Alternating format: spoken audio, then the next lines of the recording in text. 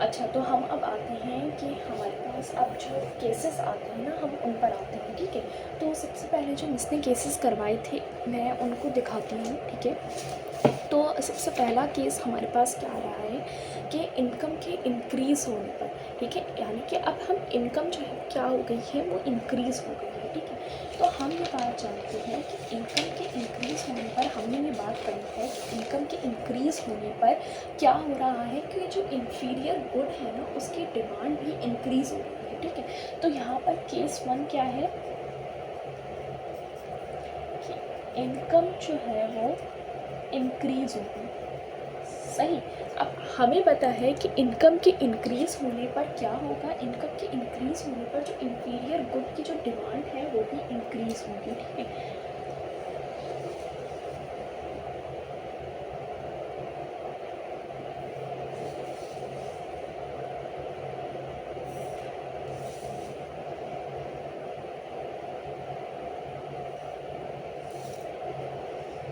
ये डिमांड का और ये सप्लाई का, ठीक हो गया।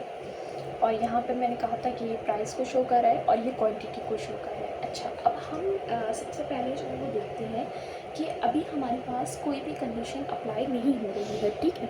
तो अभी जो है वो हमारे पास इक्विलिब्रियम कहाँ आ रहा है, ये हमारा इक्विलिब्रियम है, इसको हम E1 कहते थे, ठीक है। क्योंकि अब हम कंडीशन अप्लाई करेंगे तो हमारे पास दूसरा इक्विलिब्रियम भी आएगा, ठीक है। तो उसकी वजह से हम इसको इक्विलिब्रियम 1 कह रहे हैं। और हमने कहा था कि जब हम इसको एक्स एक्सिस पर जब हम इसका परपेंडिकुलर ड्रॉ करेंगे तो वो हमारे पास क्वांटिटी होगी एट इक्विलिब्रियम 1, ठीक है। और जब हम इसको वाई एक्सिस पे एक्सटेंड करेंगे तो हमारे पास वो प्राइस आएगी जो कि इक्विलिब्रियम पर होगी, यानी कि यहाँ पर क्या है, इक्विलिब्रियम 1 है तो प्राइस एट इक्विलिब्रियम 1, ठीक है। अच्छा, अब हमने कहा कि इनकम के इंक्रीज़ करने पर, अभी हमने टाइप्स ऑफ गुड में देखा है कि इनकम के इंक्रीज़ करने पर क्या होता है, जो हमारा नॉर्मल गुड होता है ना, नॉर्मल गुड जो होता है उसकी जो डिमांड होती है वो क्या होती है, वो भी इंक्रीज़ करती है, ठीक है। सही हो गया।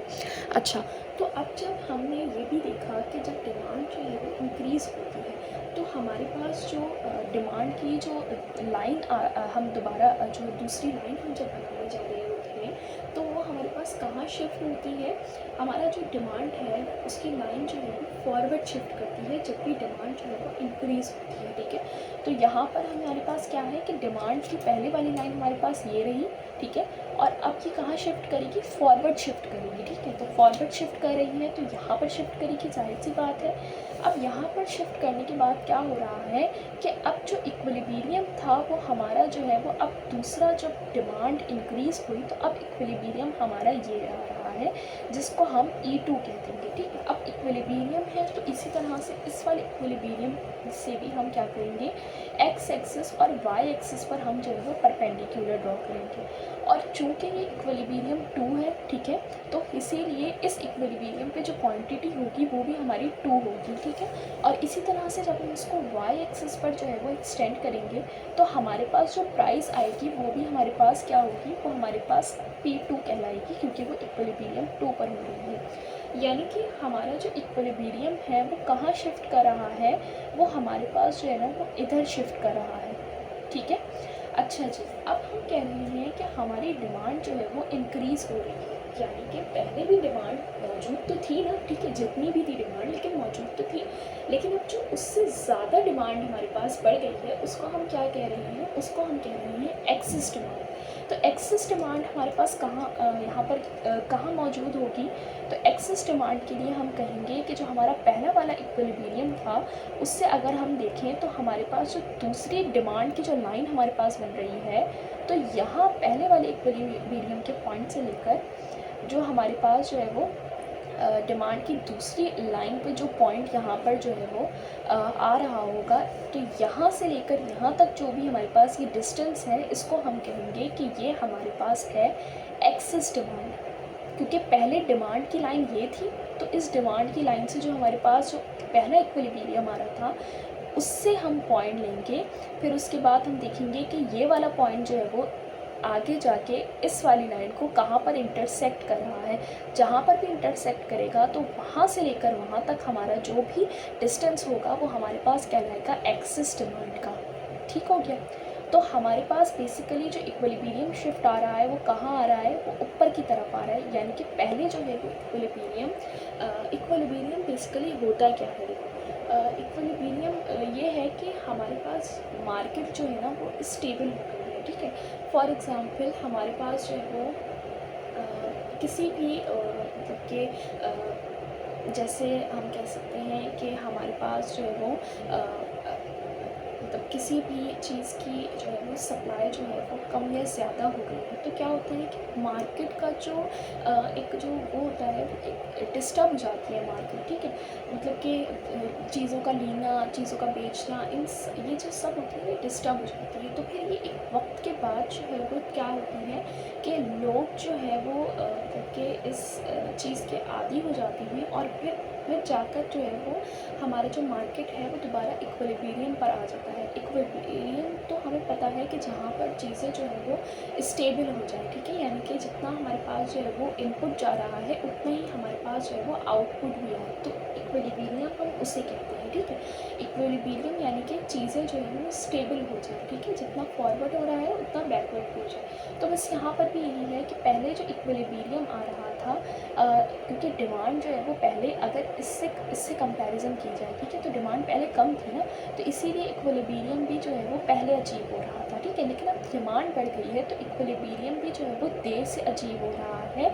और देर से अचीव होने के बाद क्योंकि डिमांड बढ़ी है, ठीक है, देखो किसी भी चीज़ की अगर डिमांड बढ़ रही है तो जाहिर सी बात है वो चीज़ इतनी मौजूद भी तो होनी चाहिए ना मार्केट में कि जो डिमांड है वो पूरी हो सके। तो उसकी वजह से क्या होगा, उसकी वजह से हमारे पास जो है वो मतलब कि एक तरह से हम ये कह सकते हैं उसकी वजह से हमारे पास सप्लाई भी इंक्रीज़ करेगी।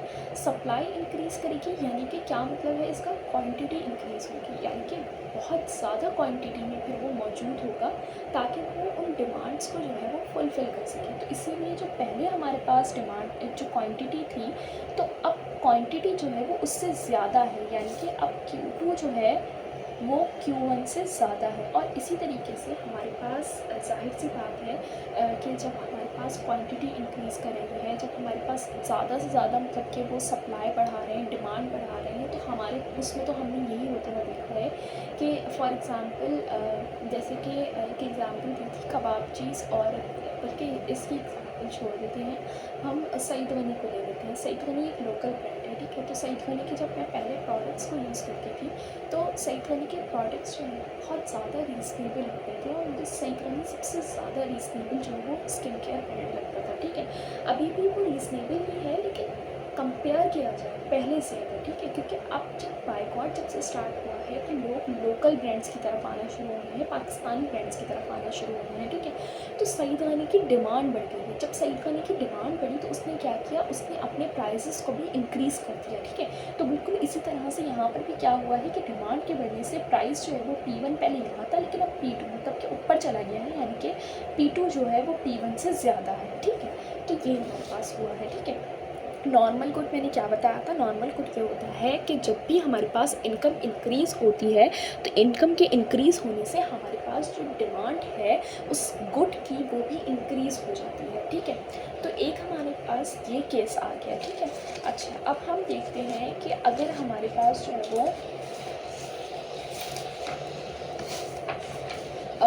जो प्राइस है ऑफ सब्सटीट्यूटेड गुड, ठीक है, केस 2 हम देख लेते हैं कि जो price of substituted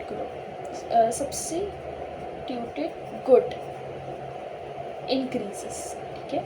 substituted good क्या बताया था कि एक गुड के बदले दूसरा गुड इस्तेमाल कर लें, क्योंकि वो दोनों जो हैं वो एक ही तरह का हमें फ़ायदा या एक ही तरह का हमें आउटपुट दे रहे हैं, ठीक है।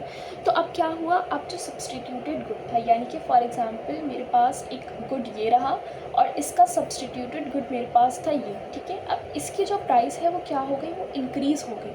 अब जाहिर सी बात है हम क्या करते हैं, हम आवाम को जो चीज़ भी अच्छी चाहिए होती है लेकिन प्राइस जो है वो भी कम चाहिए होती है, ठीक है।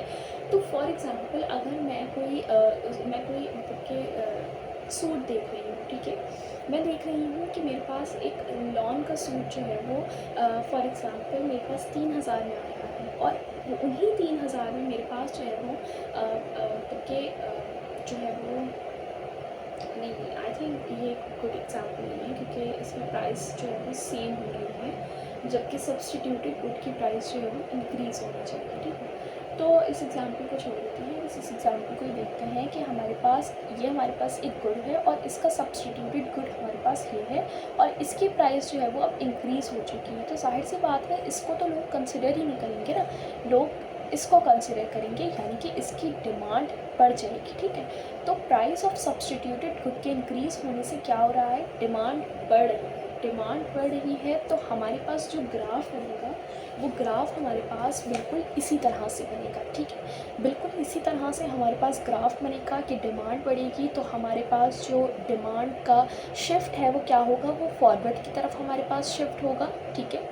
और प्राइस भी बढ़ेगी, पिछले मैंने एग्जांपल आपको जैसे दी, ठीक है। और जो है वो क्वांटिटी भी बढ़ेगी, ठीक है। लेकिन अब आप सोचोगे कि प्राइस तो इसकी भी बढ़ रही है, लेकिन अभी भी इसकी प्राइस जो है ना, उस सब्सटीट्यूटेड गुड की इंक्रीज प्राइस से अभी भी कम है, ठीक है तो ये भी ज़्यादा। लेकिन लोग क्या करेंगे, लोग इस प्राइस को कंपेयर कर रहे होंगे उस सब्सटीट्यूटेड गुड वाली की प्राइस से, ठीक है।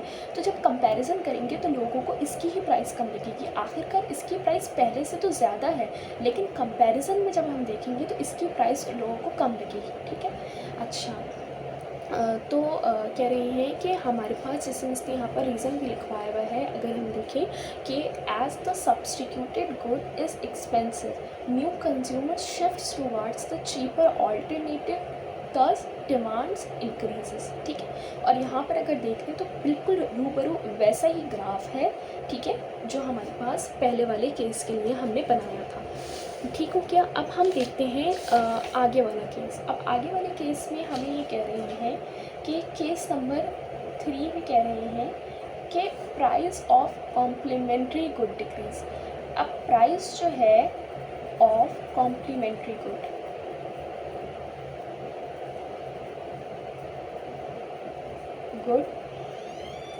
डिक्रीजेस, ठीक है। कॉम्प्लीमेंट्री गुड की जो प्राइस है वो डिक्रीज़ हो गई है। हमने कॉम्प्लीमेंट्री गुड की जो एग्जांपल जो डेफिनेशन है वो हमने देखी कि फॉर एग्जांपल मैं अगर मोबाइल ख़रीद रही हूँ तो मुझे चार्जर की भी ज़रूरत पड़ेगी ही पड़ेगी। तो एक गुड ख़रीदने की वजह से दूसरे गुड की डिमांड भी बढ़ चुकी है, ठीक है, तो मैं दूसरे गुड को भी ख़रीदूँगी, ठीक है। तो अब क्या कह रहे हैं कि जो कॉम्प्लीमेंट्री गुड्स है ना, फॉर एग्ज़ाम्पल मैं कह रही हूँ कि मेरे पास जो है वो मोबाइल की कीमतों में की कमी आई है, ठीक है। अगर मोबाइल की कीमतों में कमी आएगी तो क्या बोलते हैं, बल्कि मोबाइल की कीमतों में नहीं, मोबाइल का कॉम्प्लीमेंट्री अगर मैं देखूँ तो चार्जर है, ठीक है।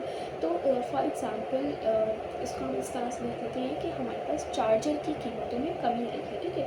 वैसा ऐसा प्रैक्टिकल तो पॉसिबल नहीं है कि ऐसा हो कि अगर चार्जर की कीमतों में कमी आए तो फिर हम क्या करें, हम मोबाइल ख़रीद लें कि हमें भी हमें चार्जर जो है वो कम प्राइस में मिलेगा। प्रैक्टिकली पॉसिबल नहीं है। तो हम जो है वो इसको किसी और मतलब के उसमें देख सकते हैं, जैसे बिजली का बिल हो गया, ठीक है। तो बिजली के बिल के जो पर यूनिट चार्जेस थे उसमें क्या हो गया, उसमें अब कमी आ गई है, ठीक है।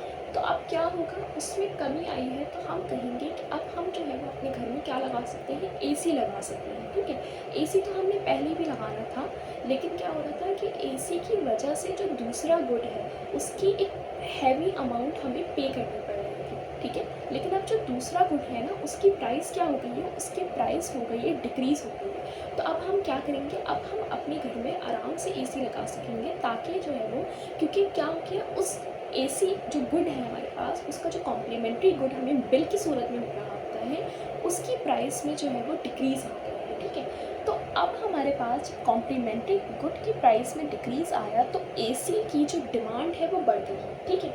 एसी जो है वो ज़्यादा से ज़्यादा लोग लगाने लगे। तो इस वाले केस में भी क्या हुआ, डिमांड इंक्रीज़ हो गई। और बिल्कुल ग्राफ किस तरह से बनेगा, बिल्कुल इसी तरह से ग्राफ बनेगा कि डिमांड के इंक्रीज़ होने पे हमारे पास फॉरवर्ड शिफ्ट आएगा। फॉरवर्ड शिफ्ट होने पे ज़्यादा से ज़्यादा एसी बनाएंगी कंपनीज, ठीक है, ताकि उनकी एसी सेल हो। और जब वो देखेंगे कि हमारे जो गुड है उसकी डिमांड बढ़ चुकी है, तो वो कहेंगे कि भाई मौके का फ़ायदा उठाया जाए और अपनी प्राइस को भी इंक्रीज़ किया जाए, ठीक है। तो वो प्राइस भी इंक्रीज़ कर देंगे अपनी। इसी तरह से ग्राफ बनेगा इसका भी, ठीक हो गया। अच्छा, उसके बाद हम देख लेते हैं अपना चौथा केस, ठीक है। तो केस 4 हमारे पास क्या है कि अब कॉम्प्लीमेंट्री जो गुड है, price of complementary good increases.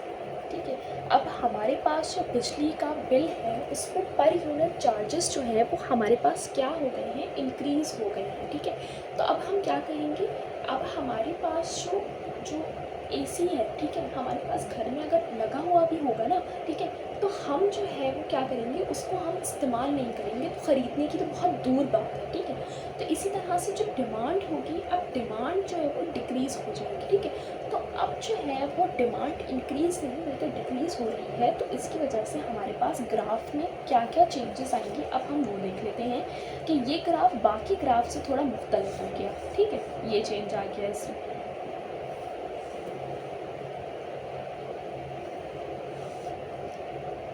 Demand supply, ये हमारे पास इक्विलिब्रियम 1 है, ये प्राइस है, ये क्वांटिटी है, और इक्विलिब्रियम 1 पर हमारे पास जो प्राइस और क्वांटिटी है उसको हम मेंशन कर देते हैं Q1 एंड P1।